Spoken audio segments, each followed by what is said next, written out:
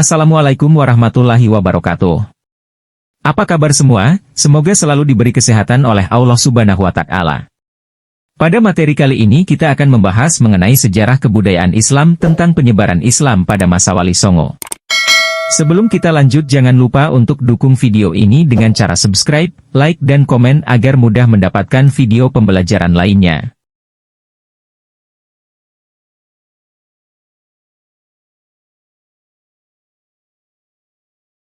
Wali Songo adalah sebutan untuk 9 tokoh yang berperan besar dalam penyebaran agama Islam di Indonesia, khususnya di Pulau Jawa. Nama Wali Songo berasal dari bahasa Jawa yang berarti wali yang 9.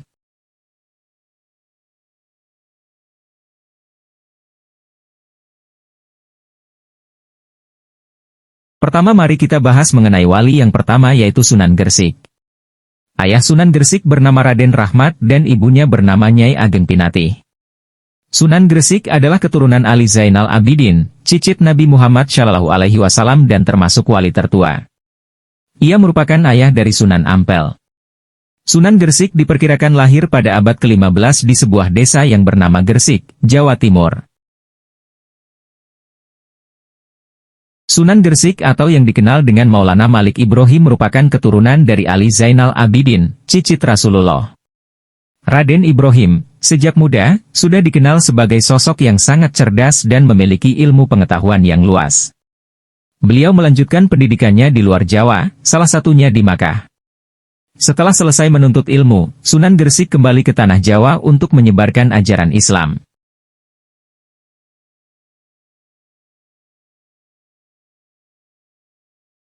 Ia datang ke Jawa untuk menyebarkan agama Islam pada zaman Majapahit tahun 1379 Masehi.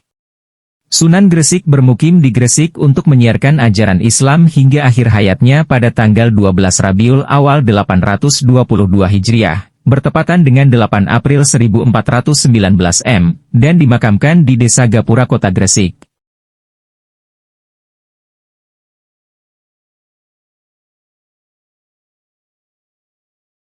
Sunan Gresik adalah seorang ahli tata negara yang menjadi penasehat raja, guru para pangeran, dan juga dermawan terhadap fakir miskin.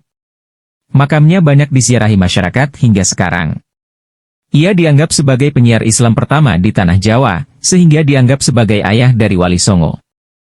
Maulana Malik Ibrahim memilih Desa Leran di Gresik untuk memulai dakwahnya. Pada 1392 Masehi 801 Hijriah ia mulai menyebarkan agama Islam.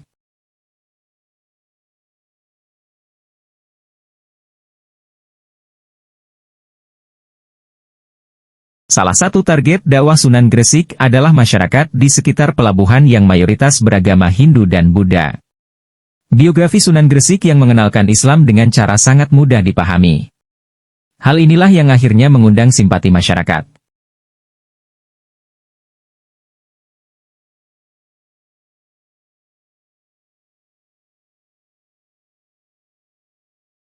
Sunan Gresik berikutnya yaitu ia mendirikan pesantren di Desa Sembalo, Kecamatan Manyar, Kabupaten Gresik. Pesantren dijadikan sebagai pusat pembelajaran ilmu agama Islam. Murid-murid Sunan Gresik di pesantren sangat antusias untuk belajar lebih dalam seputar agama Islam.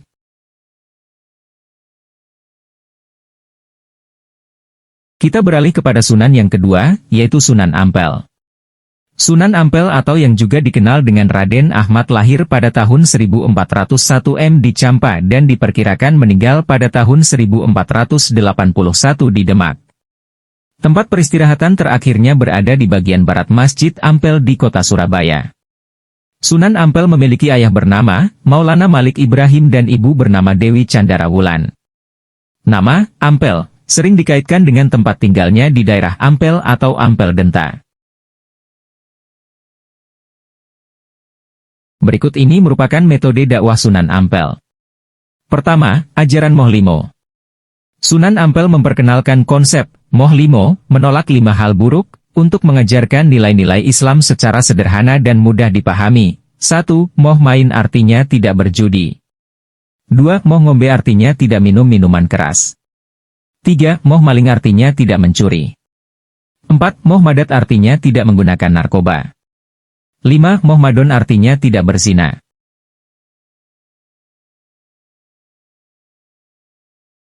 Kedua, dakwah melalui pendidikan. Sunan Ampel mendirikan pesantren Ampel Denta di Surabaya, yang menjadi pusat pendidikan Islam pertama di Jawa. Di pesantren ini, beliau mendidik santri-santrinya dengan ilmu agama dan kehidupan sosial. Beberapa santri yang terkenal kemudian menjadi wali songo, seperti Sunan Giri dan Sunan Bonang. Ketiga, dakwah melalui keteladanan. Sunan Ampel dikenal sebagai sosok yang sabar, rendah hati, dan selalu membantu masyarakat. Dengan memberikan contoh akhlak yang baik, masyarakat tertarik untuk mengikuti ajaran Islam. Keempat, dakwah melalui budaya dan tradisi lokal. Sunan Ampel tidak serta-merta menghapus budaya lokal, tetapi menyesuaikannya dengan ajaran Islam. Misalnya, ia memodifikasi tradisi selamatan dan sedekah agar sesuai dengan nilai-nilai Islam.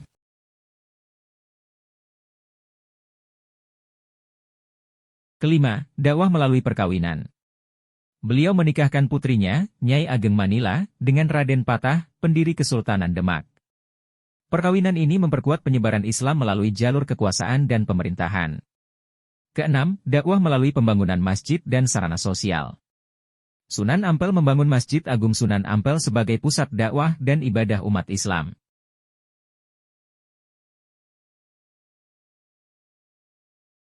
Kita beralih ke wali songo yang ketiga yaitu Sunan Bonang. Sunan Bonang diperkirakan lahir sekitar tahun 1465 Masehi. Waktu kecil Sunan Bonang berguru kepada ayahnya sendiri di pesantren Ampel Denta dan berkawan akrab dengan Raden Paku, Sunan Giri.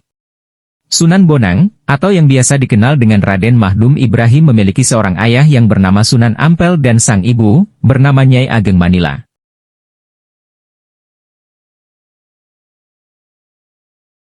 Adapun peninggalan Sunan Bonang sebagai berikut, 1. Makam, yang terletak di daerah Tuban. 2. Kitab yang berisi pemikiran Sunan Bonang yang berjudul, Suluk Wujil. 3. Sumur Sumbrung yang diakini memiliki berkah di Kecamatan Sudomulyo. Metode dakwah yang digunakan oleh Sunan Bonang dalam menyebarkan agama Islam terdiri dari, pertama, seni musik dan gamelan. Salah satu tembang terkenal yang dinisbahkan kepadanya adalah, Tombo Ati, yang berisi nasihat spiritual.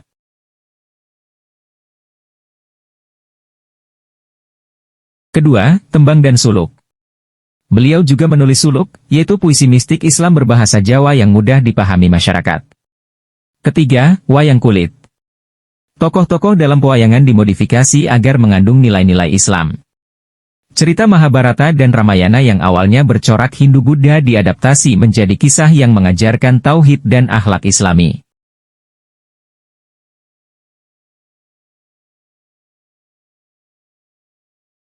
Ketiga, pesantren dan pendidikan Islam. Sunan Bonang menerapkan sistem pendidikan Islam yang menjadi cikal bakal pesantren di Indonesia. Keempat, akulturasi budaya lokal. Sunan Bonang tidak serta-merta menghapus budaya lama, tetapi mengisinya dengan ajaran Islam. Contohnya, dalam seni dan adat Jawa, beliau mengganti unsur-unsur Hindu-Buddha dengan ajaran Islam tanpa menghilangkan estetika aslinya.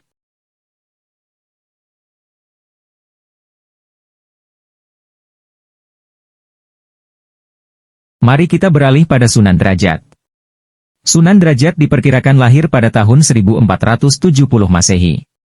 Sunan Derajat diketahui memiliki garis keturunan Sunan Bonang, yaitu berdarah Campa Samarkan Jawa. Sebab, sang ayah adalah putra Ibrahim Asmarakandi.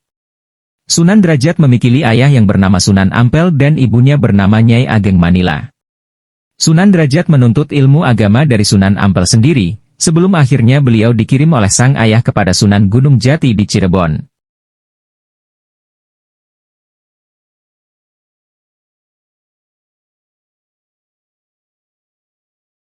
Ketiga, pesantren dan pendidikan Islam. Sunan Bonang menerapkan sistem pendidikan Islam yang menjadi cikal bakal pesantren di Indonesia.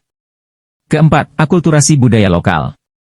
Sunan Bonang tidak serta-merta menghapus budaya lama, tetapi mengisinya dengan ajaran Islam.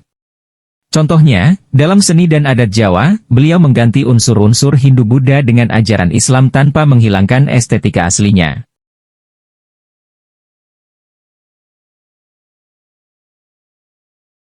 Ketiga, pendekatan sosial dan kemanusiaan.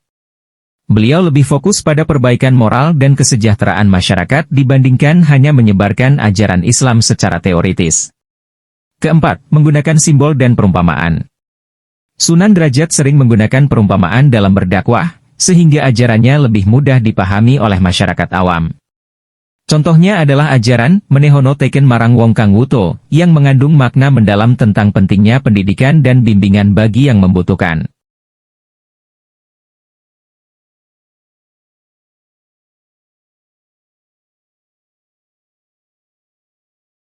Berikut ini merupakan peninggalan dari Sunan Derajat. Pertama, masjid dan situs bersejarah yang terdiri dari 1. Masjid Sunan Derajat. Masjid ini terletak di Lamongan, Jawa Timur, dan menjadi salah satu tempat bersejarah dalam penyebaran Islam di Jawa. 2. Makam Sunan Derajat, terletak di Desa Derajat, Kecamatan Paciran, Lamongan. Makam ini menjadi tempat ziarah bagi banyak orang. 3. Pesantren Sunan Derajat, merupakan pusat pendidikan Islam yang didirikan oleh beliau dan masih berkembang hingga sekarang.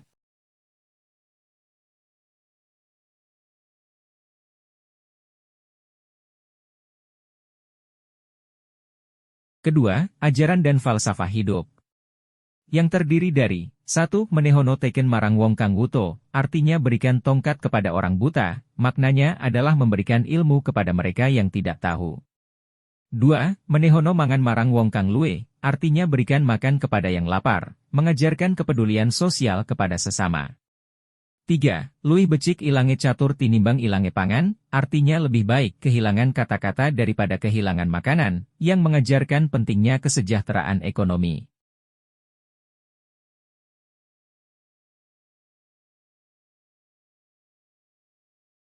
Sunan Kudus. Sunan Kudus atau yang biasa dikenal dengan Ja'far Shodiq memiliki ayah yang bernama Raden Utsman Haji dan ibunya bernama Syarifah Dewi Rahil. Di dalam babat Tanah Jawa disebutkan bahwa Raden Utsman Haji yang merupakan ayah kandung Sunan Kudus pernah memimpin pasukan Majapahit.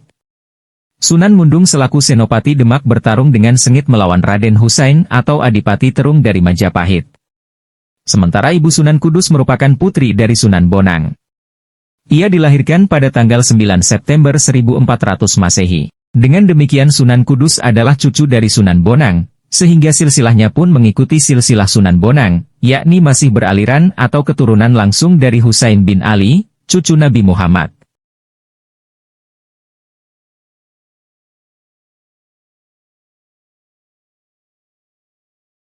Metode dakwah Sunan Kudus.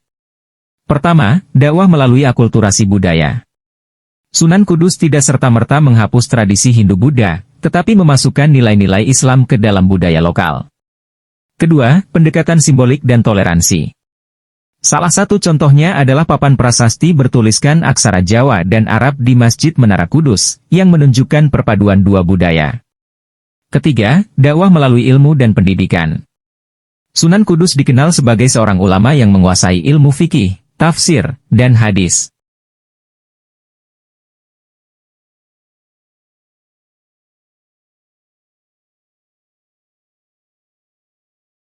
Berikut ini merupakan peninggalan dari Sunan Kudus. 1. Masjid Muara Kudus merupakan salah satu peninggalan paling ikonik Sunan Kudus. Arsitekturnya menggabungkan unsur Islam dan Hindu-Buddha, terlihat dari menara yang menyerupai candi. 2. Makam Sunan Kudus yang terletak di kawasan Masjid Menara Kudus. Mari kita beralih pada Sunan yang keenam yaitu Sunan Giri atau yang biasa dikenal dengan Raden Paku. Maulana Ishak kembali ke Pasai meninggalkan Dewi Sekardadu setelah posisinya terancam karena menjalankan misi dakwahnya. Kelahiran Sunan Giri ini dianggap rakyat Blambangan sebagai pembawa kutukan berupa wabah penyakit, sehingga Prabu Menak Sembiu memerintahkan untuk membuatkan peti dan menghanyutkan bayi tersebut ke laut. Sunan Giri diketahui lahir di Blambangan, Banyuwangi, pada tahun 1365 Saka dan wafat pada tahun 1428 Saka di Desa Giri, Kebomas, Gresik. Nama ayah dari Sunan Giri adalah Maulana Ishak dan ibunya bernama Dewi Sekardadu. Sunan Giri, salah satu dari Wali Songo, memiliki banyak peninggalan bersejarah, baik dalam bentuk fisik maupun budaya. Beberapa peninggalannya meliputi 1. Kerajaan Giri Kedaton. 2. Makam Sunan Giri. 3. Permainan dan tembang Islam. 4. Sistem pendidikan Islam. Adapun metode dakwah Sunan Giri sebagai berikut. Pertama, pendidikan dan pesantren. Ia mendirikan pesantren sebagai pusat penyebaran Islam. Santri yang telah belajar di sana kemudian menyebarkan ajaran Islam ke berbagai daerah. Kedua, seni dan budaya. Sunan Giri menggunakan seni dan budaya lokal seperti tembang dan permainan anak-anak untuk mengenalkan ajaran Islam secara halus. Ketiga, perdagangan. Sunan Giri memanfaatkan jalur perdagangan untuk menyebarkan Islam ke wilayah lain, termasuk Lombok, Sulawesi, dan Maluku.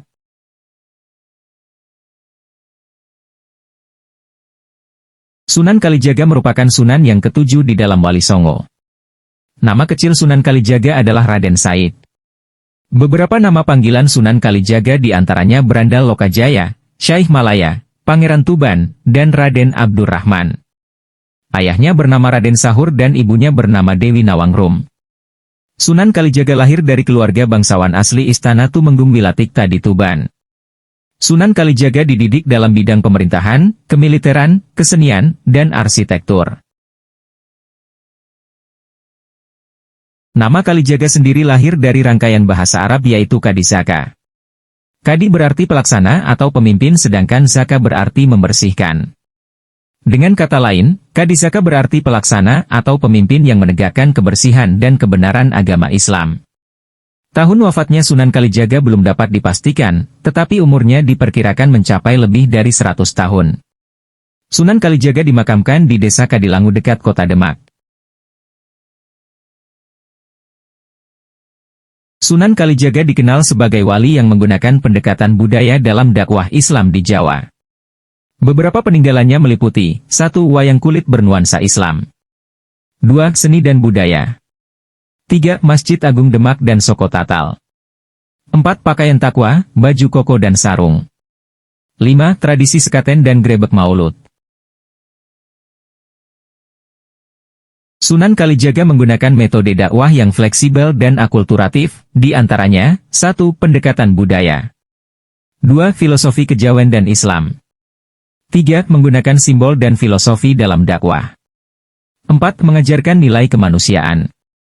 5. Menggunakan simbol dan filosofi dalam dakwah. Sunan Muria atau dikenal dengan Raden Umar Said merupakan anak dari Sunan Kalijaga dengan Dewi Sara. Merupakan salah satu tokoh Wali Songo. Dia dikenal sebagai tokoh yang menyebarkan agama Islam di daerah Gunung Muria, pantai utara Jepara. Dikutip dari buku sejarah Wali Songo oleh Zulham Farabi, Sunan Muria menyebarkan Islam sampai ke daerah Tayu, Pati, Juwana, Kudus, dan di lereng Gunung Muria.